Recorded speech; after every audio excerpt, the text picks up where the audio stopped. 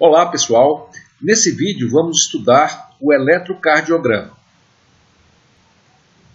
Vamos relembrar rapidamente os fatos fundamentais sobre o funcionamento do coração e sobre o ECG. Aqui nós temos o coração, algo bem simplificado, né?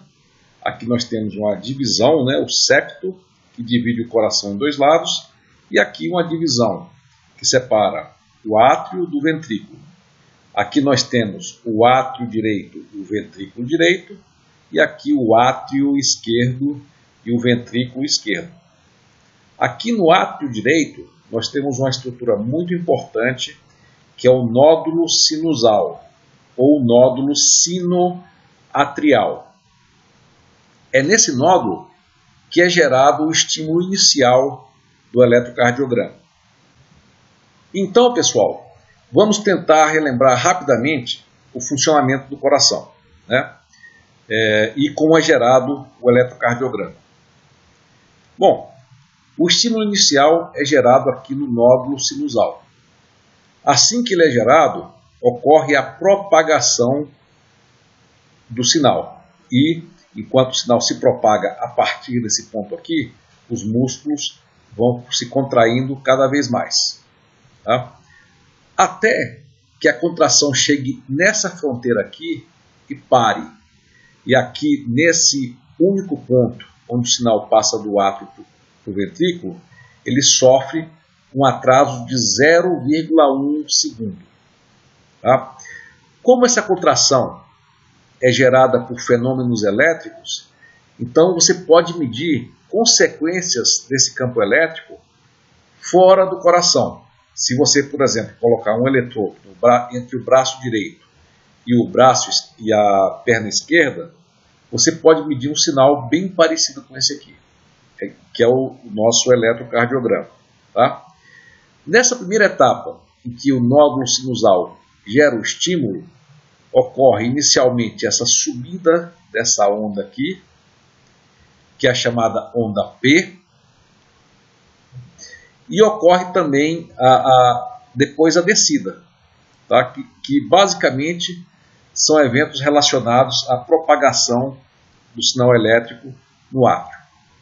Aqui nós temos uma consequência do atraso ocorrido aqui nesse nó, que é o chamado nódulo átrio-ventricular.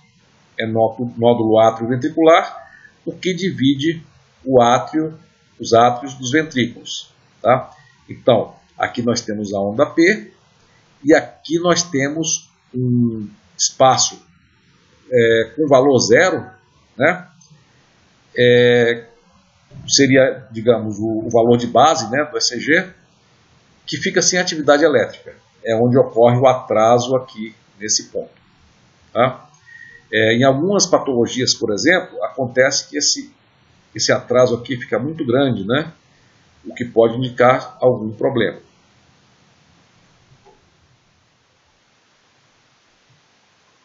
Continuando. Então, nós temos aqui o sinal que se propagou pelo átrio e chegou nesse ponto aqui, né? E causou esse atraso aqui de 0,1 segundo.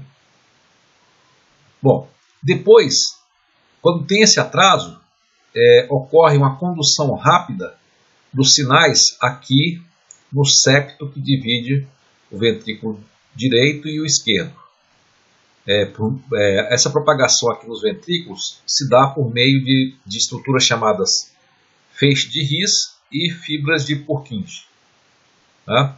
Então há uma propagação bem rápida para cá, e logo em seguida, quando ele chega aqui na ponta, a contração começa a correr de baixo para cima dos dois lados. Então, de baixo para cima aqui e, ao mesmo tempo, de baixo para cima aqui. Tá? Inclusive, é muito importante que a contração seja feita de baixo para cima. Né? Então, daqui, né, e subindo paredes acima. Tá? Porque essa é a forma em que o coração consegue bombear a maior quantidade de sangue. É a forma em que ele é mais forte. Existem, por exemplo, algumas anomalias que a gente vai discutir depois, que às vezes, por exemplo, algum lugar nessa parede aqui contrai antes dessa aqui. Aí essa parede aqui despolariza antes, né? e a propagação é toda anômala, né? Ela se propaga daqui para cá, né? E o coração bombeia algum sangue dessa forma, mas muito menos do que quando ele é feito da forma correta, né? De baixo para cima, tá? Bom, então quando ocorre essa passagem do estímulo aqui para baixo e depois para cima, é gerado aqui esse complexo QRS, tá? Ele ocorre quando ocorre então a contração do ventrículo, ou, dizendo de outra forma, a despolarização do ventrículo, tá? Então o complexo QRS, ele coincide com essa contração, essa propagação rápida e a contração de baixo para cima, né? Então ele coincide com a despolarização do ventrículo. Agora, só relembrando, por que é que isso aqui tem esse formato? Vocês se lembram da razão? Vocês devem lembrar do vídeo passado que no complexo QRS, né, quando ocorre a contração do ventrículo, em geral as células têm um potencial de ação associado que tem essa forma aqui, né? Uma subida bem rápida, com um pico em cima, depois um platô, uma descida mais lenta e o retorno aqui ao ponto de repouso. Então aqui é a despolarização rápida das células de contração do ventrículo, né? Aqui elas permanecem contraídas e aqui elas começam a se despolarizar ou então se descontrair, né? Até chegar nesse ponto em que elas não estão mais contraídas, estão de novo polarizadas. Vocês devem lembrar também que esse sinal aqui, bom, por que forma o complexo QRS? O que ocorre é que, em geral, você tem o ventrículo direito e o esquerdo, tá? Como eles estão em lados opostos, os vetores gerados, os potenciais gerados, são opostos também. Então você, na verdade, vai ter uma onda dessa aqui para cima e a outra para baixo. E elas não têm o mesmo tamanho exatamente e também elas não são sincronizadas. Um dos ventrículos bate um pouco antes. Eu não sei se vocês se lembram qual é. Se é o direito ou o esquerdo. É o direito, né?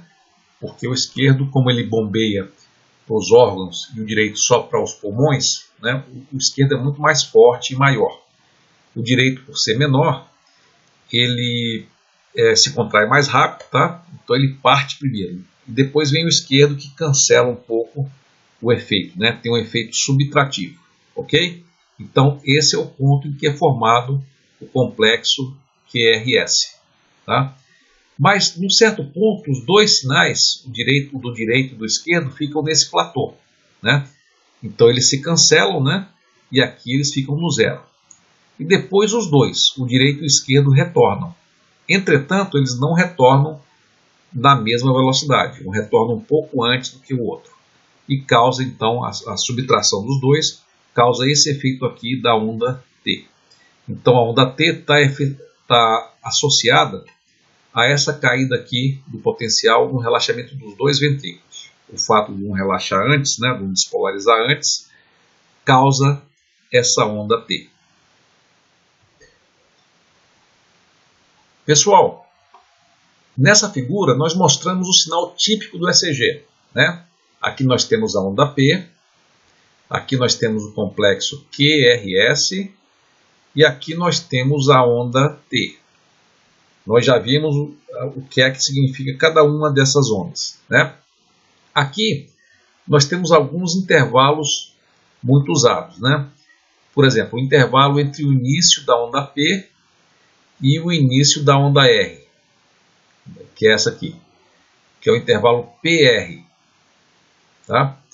Aqui nós temos o tempo, né? O intervalo entre o fim da onda P e o início da onda Q, né? do complexo QRS, que é o intervalo PQ. Aqui nós temos outro intervalo, que é o fim da onda S, né? Que é o fim do complexo QRS, até o início da onda T. É o intervalo ST. E aqui nós temos o intervalo QT, que é do início do complexo QRS, né, o início da onda Q, até o fim da onda T. Então é interessante que vocês olhem bem para esses intervalos, né, e aprendam, entendam o que cada um significa. Vamos lá? Parem o vídeo e tentem absorver essa informação.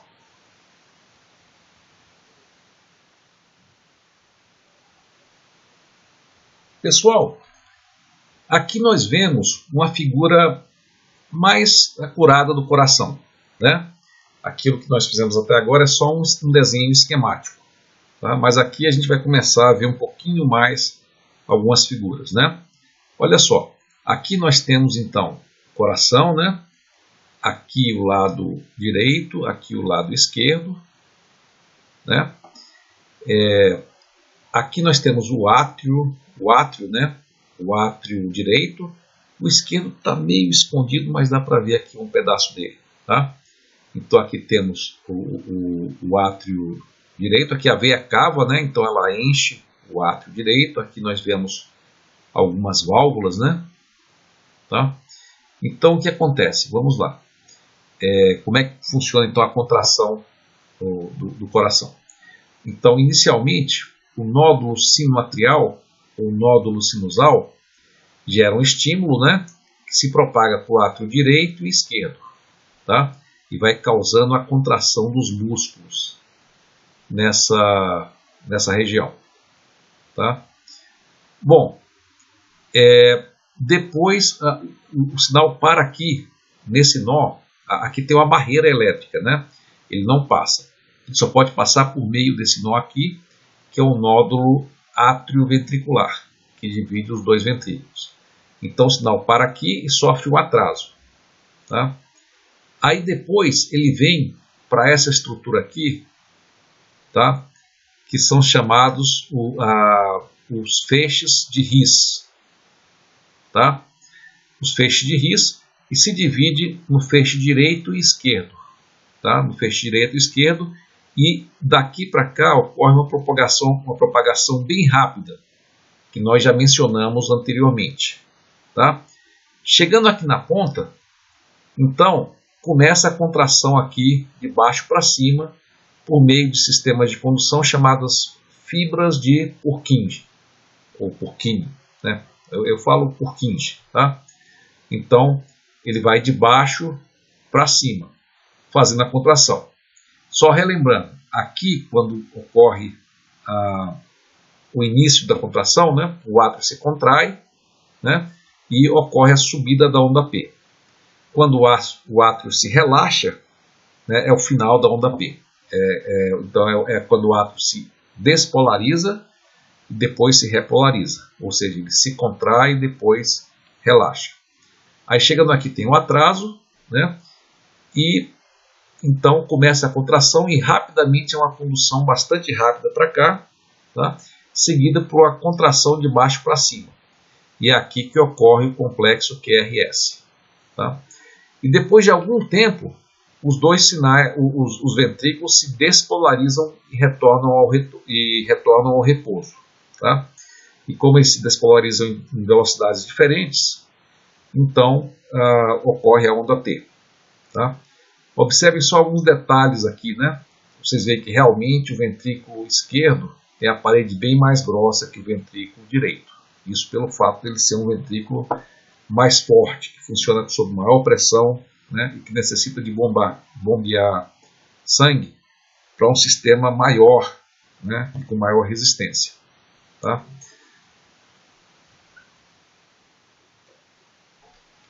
E aqui nós temos um desenho mais esquemático do coração.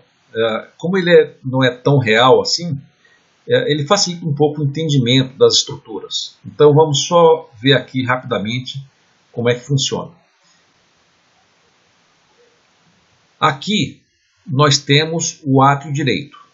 O átrio direito não tem válvulas, né? O que acontece aqui é que chega sangue da veia cava superior e da veia cava inferior e se junta aqui. Então o átrio é como se fosse um prolongamento da veia cava, tá? Da superior e da inferior, tá? Bom, nós já vimos que o coração tem 4 válvulas, né? 2 de entrada, né, e 2 de saída, né? Então, olha só, inicialmente, quando o átrio relaxa, né, quando o átrio está descontraindo, né, aí ele se enche, né? O átrio direito enche a válvula tricúspide, que é essa aqui, e o átrio esquerdo enche o ventrículo esquerdo pela válvula mitral, tá? Então, quando o coração se abre, né, quando o coração relaxa e os 2 ventrículos são enchidos, o átrio direito enche pela válvula tricúspide e o ventrículo esquerdo, pela válvula mitral, tá? E quando o coração começa a contração, o sangue sai pela válvula pulmonar, né, pela válvula pulmonar, e o esquerdo pela válvula aórtica, ok? Então, eu gostaria de pedir que vocês parassem o vídeo, né? Parem o vídeo e observem bem essa anatomia. É importante que vocês entendam esses detalhes.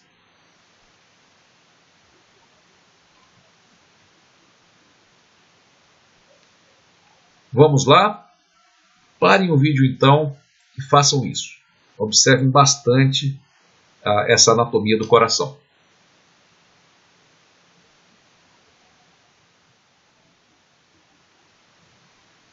Pessoal, aqui a gente vê uma animação que eu peguei da Wikipédia, tá? no verbete sobre eletrocardiografia. Tá? Olha só, aqui nós temos o coração, né? E aqui mostra o que acontece com cada etapa, né? Quer ver? Vamos esperar ver aqui a da onda P. Olha só, vamos lá. Daqui a pouco vai passar a onda P, essa onda aqui. Olha lá. Na onda P, começa o estímulo aqui, se contrai pelos átrios, né? Então sobe, depois desce, né? Sobe quando ocorre a contração e desce quando ocorre o relaxamento. Observem agora aí. Quando acabar aqui, vai começar de novo e observem esse detalhe aí.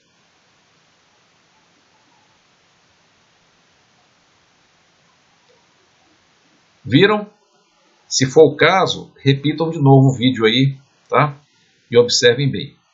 Agora vamos observar o que acontece aqui no complexo QRS. Vocês vão, como é que a gente tinha visto mesmo?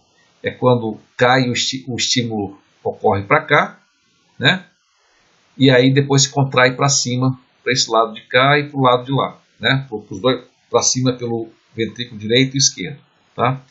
Então vamos prestar atenção. Vamos lá. Onda P. Chegou lá no nódulo sinoatrial, átrio ventricular. E olha só. Viram só? Tá? Eu vou deixar mais uma vez para vocês observarem aí. De novo. Vamos lá. Olha lá, contrai o átrio, relaxa o átrio. Agora contrai os ventrículos, né? Contrai, e agora passa um tempo, os ventrículos relaxam, né? E quando eles vão relaxando, forma a onda T. Então temos aqui uma ilustração bem interessante, né? do funcionamento do coração, né? Observe de novo aqui que de fato a parede do ventrículo esquerdo é bem mais grossa do que a parede do ventrículo direito, tá? Então vamos lá. Se for o caso, repitam, né? Mas eu vou deixar vocês olharem mais alguns ciclos agora e observem bem os detalhes antes da gente continuar. Daqui a pouco a gente volta a falar.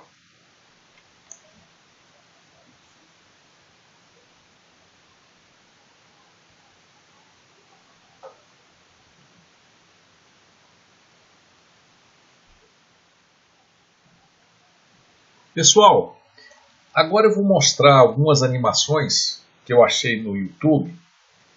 Eu vou colocar os links para as animações, né? Elas estão em inglês e por isso talvez seja um pouco difícil de entender, né? Mas quem não sabe bem o inglês poderia ir no site, né? o site está indicado aí, vocês estão vendo aí no vídeo, tá? Então vocês vão nesse site aí e vocês clicam, tem um lugar aqui que você consegue definir uma legenda em inglês, né? Aqui, por exemplo, você pode colocar legenda em inglês, tá? E você pode escutar o vídeo, você pode pelo menos ver o que está escrito em inglês, tá? Eu vou deixar desativado a legenda, porque senão ele cobre uma parte da imagem aqui, tá? Então vou deixar desativado, mas vocês podem ir lá nesse site que vocês estão vendo aí em cima, tá? E ler, né? Eu acho que é interessante a animação, porque vocês têm uma ideia melhor, né, do que acontece durante o batimento cardíaco. Então vamos lá, eu vou passar agora esse vídeo e nós voltamos a falar daqui a pouco. The heart is a muscle about the size of your fist. It lies behind and to the left of your breastbone or sternum. The purpose of the heart is to pump blood through blood vessels, arteries, and veins to all parts of your body. The inside of the heart is divided into 4 chambers. The top 2 chambers are called the atria and are collection chambers for blood. The bottom 2 chambers are called the ventricles and receive the blood from the atria and pump it to the lungs and the body. The chambers are separated by valves, which control the direction of blood flow. There are 4 valves: tricuspid, pulmonic, mitral, and aortic. Circulation begins at the right side of the heart, where blood from the body comes to the right atrium. This blood passes to the right ventricle, where it is pumped to the lungs to receive oxygen. Once it receives oxygen, it flows to the left atrium, and then to the left ventricle, where it is pumped to the aorta and the rest of the body. On the right side of the heart, the tricuspid valve separates the right atrium and the right ventricle, allowing blood to enter the ventricle, but not flow backwards to the atrium. Blood flows through the pulmonic valve to go to the lungs. On the left side of the heart, the mitral valve separates the left atrium and the left ventricle. Blood flows from the left ventricle to the aorta through the aortic valve and to the rest of the body. Arteries carry blood with oxygen and other nutrients throughout the body. Veins take blood back to the heart, which pumps it to the lungs to be oxygenated. The heart arteries, coronary arteries, provide oxygen and nutrients to the heart muscle. The right coronary artery supplies blood to the bottom and the back of the heart. The left coronary artery splits into 2 vessels. One branch supplies blood to the front of the heart. The other branch delivers blood to the left side of the heart. An electric system transmits signals throughout the heart to control its pumping. The electrical signal starts in the sinoatrial, or SA node, which is located in the upper portion of the right atrium, and is known as the natural pacemaker of the heart. The electrical signal passes down to the lower chambers of the heart via the atrioventricular, or AV node, which controls the signal so the atria contract before the ventricles. In the ventricles, pathways carry the signal throughout the muscle so that they contract at the same time to pump blood to the lungs and through the body.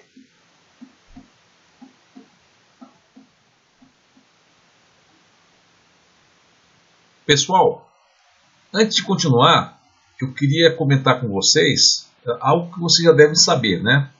Hoje no YouTube existe uma grande riqueza de materiais que vocês podem conseguir, né? De vídeos, né? De aulas, tá? Aulas melhores do que as minhas, né? De médicos, né? Que podem explicar com maior clareza, maior precisão isso aqui. Então, eu acho que é interessante, quem tiver interesse, né? Corra atrás para aperfeiçoar mais o seu conhecimento sobre o sistema cardíaco e a eletrocardiografia, tá? Vamos continuar então. Aqui nós temos um exemplo típico de um exame de sinal de eletro, né, de eletrocardiograma, tá? Vocês conseguem identificar aqui aquela forma do ECG que nós vimos agora há pouco, a onda P, o QRS e o T, parem o vídeo e deem uma olhada, se vocês conseguem. Bom, aqui, né? Vocês estão vendo isso aqui? Essa aqui é a famosa derivação 2, tá? O ECG. Estão vendo aqui a onda P, complexo QRS e a onda T, tá? Então, esse é o famoso eletrocardiograma, tá?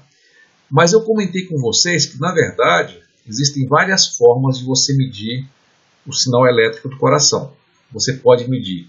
Aqui é a derivação 1, que é medido, se não me engano, entre o braço direito e o braço esquerdo, tá? Então, vocês veem também uma onda P, o complexo QRS e uma onda T. Mas eles são um pouquinho diferentes, né? Você está vendo essa aqui, a onda T é quase toda para cima. Essa aqui é um pouquinho bipolar, né? A onda T tem um pouquinho de diferença, né? Mas os elementos estão aqui, tá? Estão todos aqui, tá? Aqui é a derivação 2, que é entre o braço direito e a perna esquerda, tá? E aqui a derivação 3 entre o braço esquerdo e a perna esquerda, tá? Também, bom, aqui mal dá para ver a onda P, tá vendo? Tá? Aqui, nesses dois aqui dá, nesse aqui não, tá? Isso pode acontecer, tá? Por isso que se tem todas essas formas de se olhar. Aqui tem outras formas que nós vamos discutir mais tarde, tá? O AVR, aqui vocês veem que o complexo QRS está para baixo, aqui também está para baixo. Esse aqui já é um pouco parecido com a derivação 2, né? E aqui tem as chamadas derivações precordiais, que nós vamos discutir depois, tá? Como vocês podem ver aqui, pessoal, por exemplo, a onda P não é possível ver aqui, mas é possível ver nos outros, tá? Então, na verdade, existem todas essas derivações, porque muitas vezes o que você não consegue ver numa derivação, você consegue ver na outra. É como se fosse você olhar um objeto de vários ângulos diferentes e algum deles dá para ver alguma coisa melhor do que os outros. Talvez em um, por exemplo, você consiga ver um infarto do miocárdio. Talvez em outro você não consiga, tá? Então, essas são as 12 derivações padrão que são usadas. Nós vamos discutir mais detalhes sobre elas em breve, tá? Mas, por enquanto, nós vamos nos concentrar aqui na derivação 2. Então, vamos fazer um zoom nessa derivação aqui. Vamos lá. Ok, pessoal. Vamos então falar um pouco sobre o traçado aqui que nós temos da derivação 2, tá? Que em inglês também é chamado, a derivação é chamado de lead 2, tá? Esse é o nome em inglês. Ok? Derivação 2. Bom, primeira coisa, nós temos aqui o traçado, né? Observem esse pulso aqui. Tá? O que é esse pulso? Os aparelhos em geral, eles geram automaticamente esse pulso, e é um pulso de 1 mV. 1 mV. Ok? É a amplitude desse pulso. A função dele é dar uma ideia, deixar claro para o usuário qual é a escala aqui vertical, né? Então, 1 mV ocupa cada um quadradinho desse aqui, tá? Isso aqui é mais ou menos 1 centímetro, tá? O tamanho disso aqui, tá? Então, dá para ver aqui, esses dois quadradinhos aqui seriam 1 mV. Então, qual seria a amplitude dessa onda QRS, desse complexo QRS?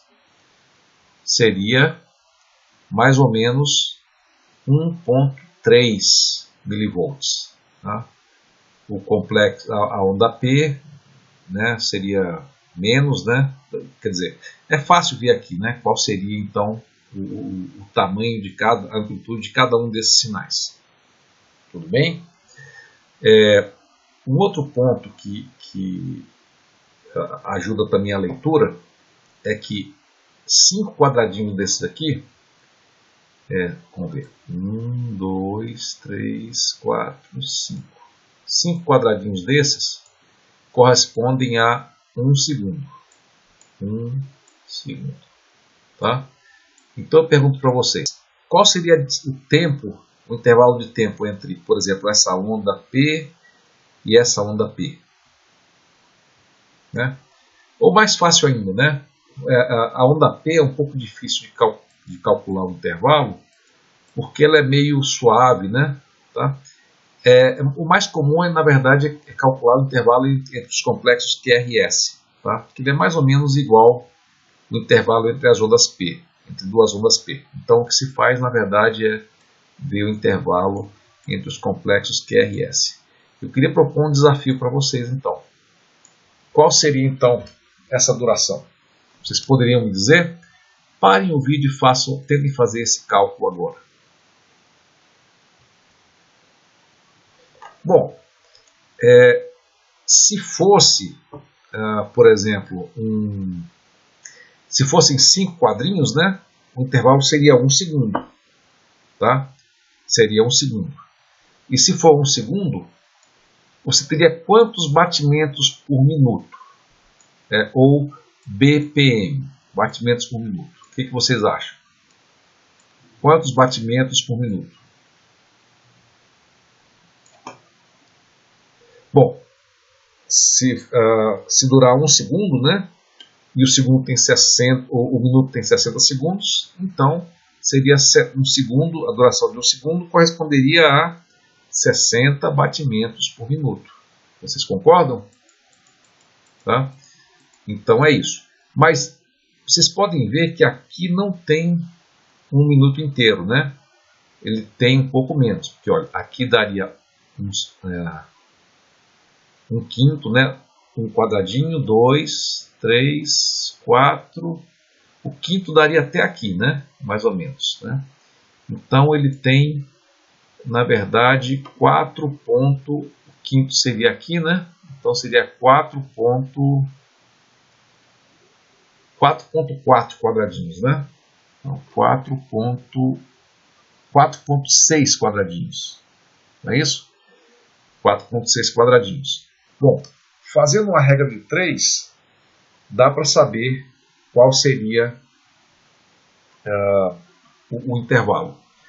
Vamos fazer isso aí então? Parem o vídeo e façam os cálculos de qual seria então o número de batimentos por minuto baseado nesse intervalo aí.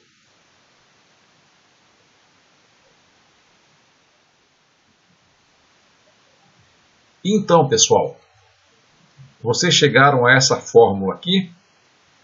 A frequência em batimentos por minuto é igual a 60 dividido por T. Como é que é isso? Se for, por exemplo, se o tempo for 1 segundo, né? Então 60 por 1 vai dar 60 batimentos por minuto. Se o tempo for meio segundo, 60 por meio vão ser 120 batimentos por segundo. Se for 2 segundos, 60 por 2, 30 batimentos por minuto. Tá? Então essa é a fórmula. Aqui no caso, nós medimos quanto mais ou menos? Aqui era 5, né? 4.6. Né? Quanto é que dá 60? Bom, 4.6 quadradinhos, né? Então isso dá, tem que fazer uma regrinha de 3, né? 4.6 quadradinhos daria quantos minutos? Façam a conta aí, por favor. Vamos lá?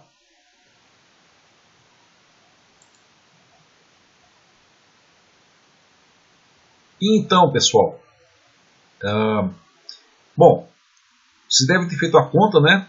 E visto que 4.6 quadradinhos corresponde a 0.92 segundo. Tá? Então, usando a fórmula 60 dividido por 0.92, o resultado é 65 batimentos por minuto. Tá? Esse é o resultado. Aliás, a gente pode até fazer uma fórmula um pouquinho mais detalhada, tá? Porque dá para ver que a gente pode calcular o t em função do número de quadradinhos. Vamos supor que aqui seja um quadradinho, aqui seja outro, tá? Então vamos ver. Tentem deduzir uma fórmula um pouco mais conveniente do que essa aqui para calcular. Vamos lá? Parem o vídeo e tentem fazer isso agora.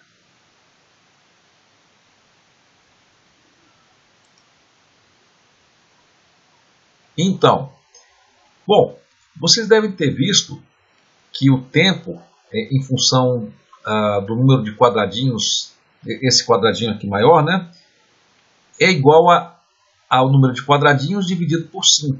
Né? Então, se tiver 5 quadradinhos dividido por 5 dá 1 segundo. Se tiver 10 quadradinhos, né, então 10 dividido por 5, 2 segundos. E assim por diante. Nesse caso aqui, como tinha 4.6, né, vai ser 4.6 dividido por 5, que dá 4.92. Mas a gente pode também substituir esse t aqui. Então vai ficar 60 sobre n vezes 5, né, onde n é o número desse quadradinho maior aqui. Tá? Como o n aqui está dividindo por 5, o 5 pode subir multiplicando por t, né? Multiplicando por 60. Então o t vai ficar n sobre 5 e esse 5 pode vir aqui para cima. Então como é que vai ficar a fórmula final? Parem o vídeo e deduzam aí.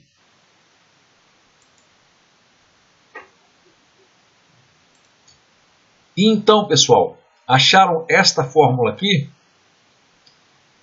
300, a frequência de batimentos por minuto é 300 dividido pelo número de quadradinhos. Tá?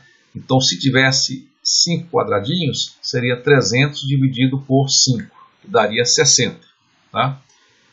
Como tem 4.6, então seria 300 dividido por 4.6, que dá 65, tá? Batimentos por minuto. Ok? Então, é assim, os médicos aprendem desde cedo, apenas contando os quadradinhos aqui, né, no tempo, eles já sabem praticamente de cabeça, né, de tanta prática, né, qual é a frequência cardíaca. Ok? Tem um ponto que eu queria comentar com vocês, é que esse intervalo, por exemplo, desse batimento para esse e esse batimento para esse, eles são parecidos, né? Parece que a distância está igual e eles são mais ou menos parecidos, tá? Mas na verdade existe uma pequena variação entre esse intervalo para esse para esse e esse para esse e assim por diante. Esse pode dar 1 segundo, esse pode dar 1.05 e assim por diante. Então a pergunta é: qual desses intervalos eu devo usar? O que vocês acham? Bom, em geral, pessoal, os médicos usam uma média, né? Eles pegam, por exemplo, 4 intervalos, 4 complexos ou 8 complexos, né? E aí medem o intervalo médio, tá? É isso pelo menos que o aparelho faz, tá? O aparelho tem geralmente um computador dentro, né? Que mede esse intervalo e dá um valor médio baseado na média dos intervalos, tá? Mas, de uma forma grosseira, você pode olhar que eles são mais ou menos iguais, né? E só estimar qual é a faixa desse intervalo. Tudo bem? Então, vocês aprenderam hoje, agora, né, como ver a amplitude e a frequência em batimentos por minuto do eletrocardiograma.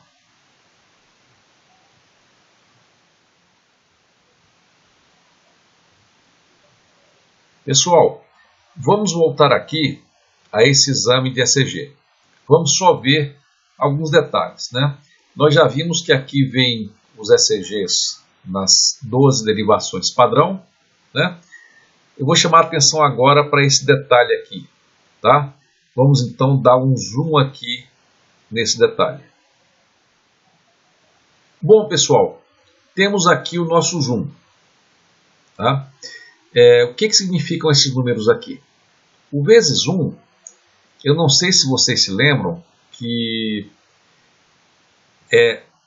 cada 2 quadradinhos desses na vertical, né, correspondem a 1 mV. Esses vezes 1 só afirma isso, que o ganho é tal que cada quadradinho desses corresponde a 1 mV. Então, cada quadradinho, esse quadradinho aqui corresponde a... bom, esses dois quadrados correspondem a 1 centímetro, tá? Então, cada quadradinho corresponde a meio milivolt. E os dois quadradinhos correspondem a 1 centímetro, né? E cada centímetro é 1 milivolt de amplitude.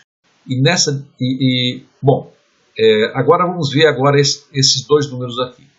0.05-150 Hz. Isso aqui talvez faça sentido para os engenheiros eletrônicos, né? É a faixa de passagem do filtro usado no amplificador que captou esse sinal, né? Como isso é uma coisa mais específica da engenharia eletrônica, nós vamos deixar esse detalhe técnico para um vídeo mais adiante, tá? Para um vídeo posterior. Tá? Bom, e aqui, 25 milímetros por segundo. Né? Nós vimos que na horizontal, né, esses quadradinhos aqui medem o tempo, né? Cada quadradinho desses, aqui não está em escala, mas num papel real de ECG, cada quadrado daqui, né, daqui até aqui, né, um quadrado desse grande que tem 5 divisões, né, tá? Ele tem 5 milímetros, tá? Então, 5 milímetros, tá? E 5 quadrados tem 25 milímetros. Então, a velocidade que o papel corre quando é registrado o ECG, em geral, é 25 milímetros por segundo. É uma velocidade bastante usada, tá? Então é isso, né? Aqui 1 centímetro corresponde a 1 milivolt e aqui 25 milímetros ou 5 quadradinhos correspondem a 1 segundo.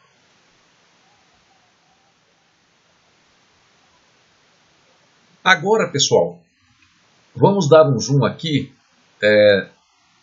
nessa região, tá? Essa aqui é tranquilo, aqui viria o nome, né, a identidade, o número do paciente, aqui é o incidente, né, o que ele está vendo o médico, né, a idade, o sexo, tá?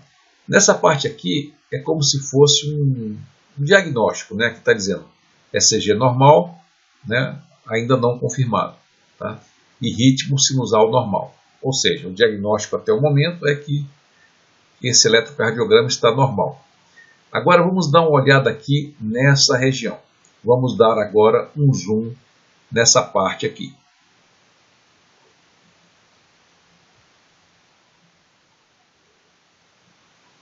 Ok, pessoal, o que temos aqui? Aqui são alguns dados relativos aos eletrocardiogramas que nós vimos aqui, tá? Os eletrocardiógrafos modernos, muitos têm capacidade de fazer já algumas análises automáticas, né? Eles são baseados em computador, né? Eles têm um computador dentro deles, né? E eles são capazes de fazer algumas medidas automaticamente, né? Medidas que antigamente era só o médico que tinha como fazer, né? Porque era tudo feito mecanicamente, numa máquina de plotar o ECG, né? Mas agora eles são digitalizados e analisados. E aqui aparece um resumo desses dados, né? Bom, aqui fala 12 lead, quer dizer, é o ECG de 12 derivações. Então, por isso que aparecem aqui as 12 medidas das 12 derivações, né? Ele calculou automaticamente a taxa cardíaca média, né? Ó, aqui deu 62, a gente tinha calculado 65. Por que será que deu essa diferença? Por que vocês acham? Bom, a gente calculou somente para um intervalo, né? Lembrem-se que, em geral, ele pega a média de vários intervalos. Então, aquele que a gente mediu podia ter 65, mas os outros podiam ter menos, né? E quando você tirou a média de um certo número de intervalos RR, né, provavelmente deu esse valor aqui, 62. Né? Bom, aqui pelo jeito é a hora, né, que foi feito o exame. E aqui são vários parâmetros que estão retirados, né? Aqui se faz a medida entre a distância entre a onda P e a onda R. Vocês devem se lembrar, né, qual é esse segmento, segmento PR. Então, o valor médio, a duração média desse segmento é 0,138 segundos. Tá? Esse segmento aqui, ele pode indicar, por exemplo, alguma patologia, né? Se ele aumentar muito, né, pode significar que há, por exemplo, um bloqueio no nódulo atrioventricular. Né? Aqui nós temos, por exemplo, também a duração média do intervalo QRS, 0,112 segundos. Ok? E aí nós temos, então, várias medidas que a gente vai discutir depois com mais calma em vídeos futuros. Tá? Mas a ideia aqui era só dar uma ideia do que são esses números que aparecem aqui.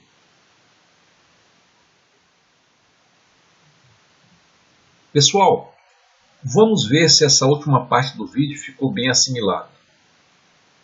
Eu queria pedir um exercício para vocês, né, para vocês pararem o vídeo e fazer. O primeiro exercício é dizer qual é a amplitude desse complexo QRS, tá? E qual a amplitude da onda P, tá? A amplitude do complexo QRS e da onda P desse complexo PQRST aqui, tá? A outra é o seguinte, com base somente nesse intervalo RR e não na média de todos, vamos fazer bem simples, né, com base só nesses dois. Qual seria a frequência cardíaca em batimentos por minuto?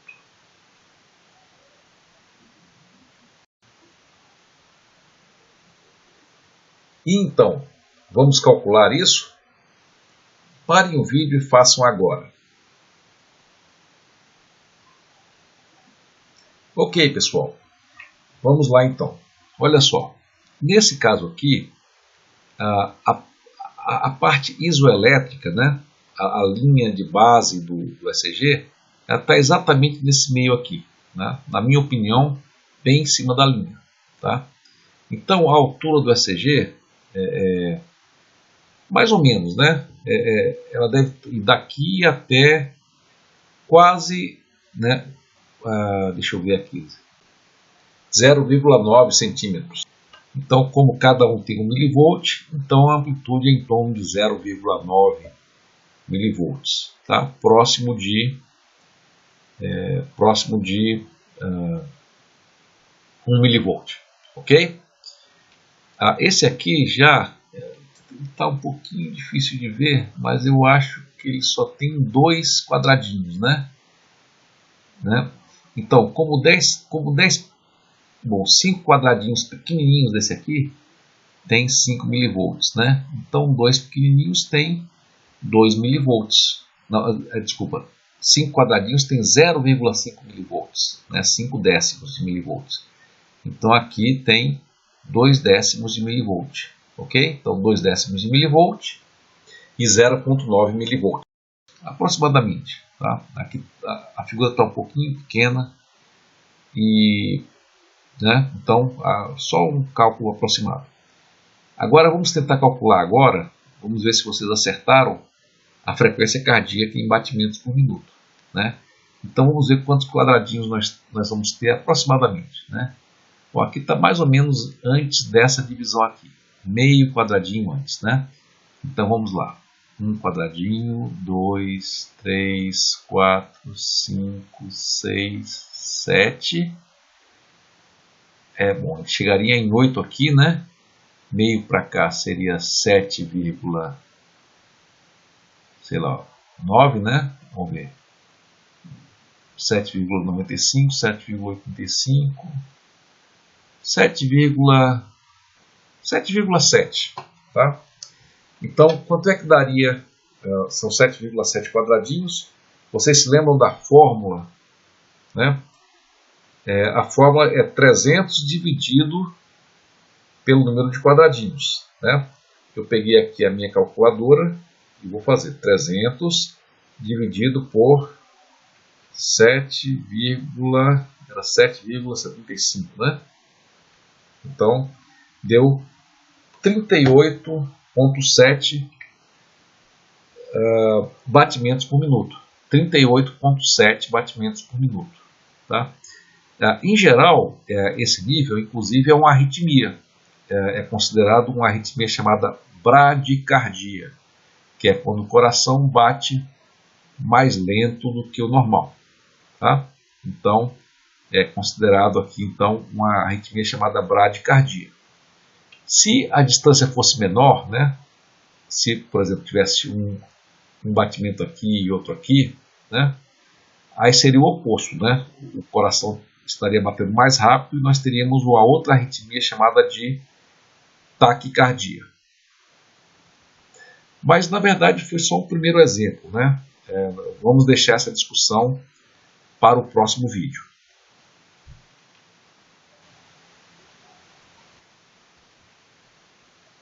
Ok, pessoal. Então aqui a gente termina esse vídeo.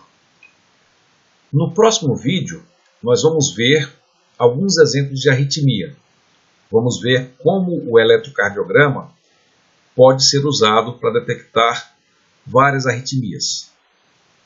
Não vai ser uma discussão completa, porque há livros inteiros, enormes, né, para discutir todas as arritmias. É um número enorme.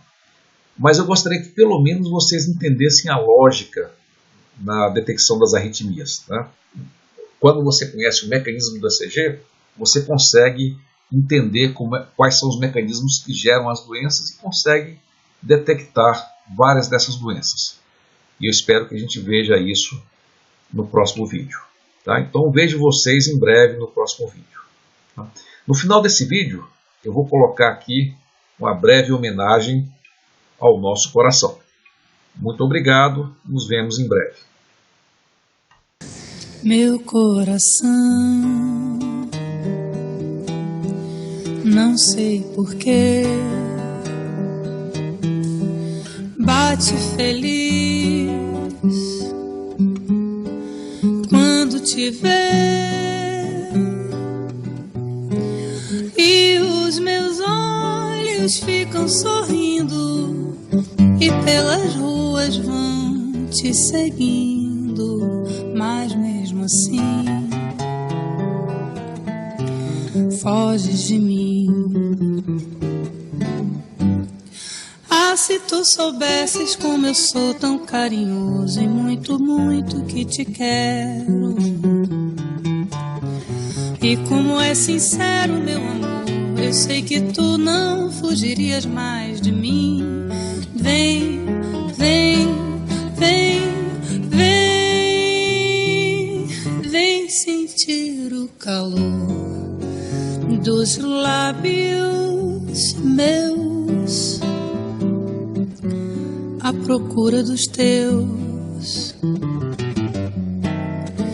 Vem matar essa paixão que me devora o coração, e só assim então serei feliz, bem feliz, serei feliz, bem feliz, serei feliz, feliz.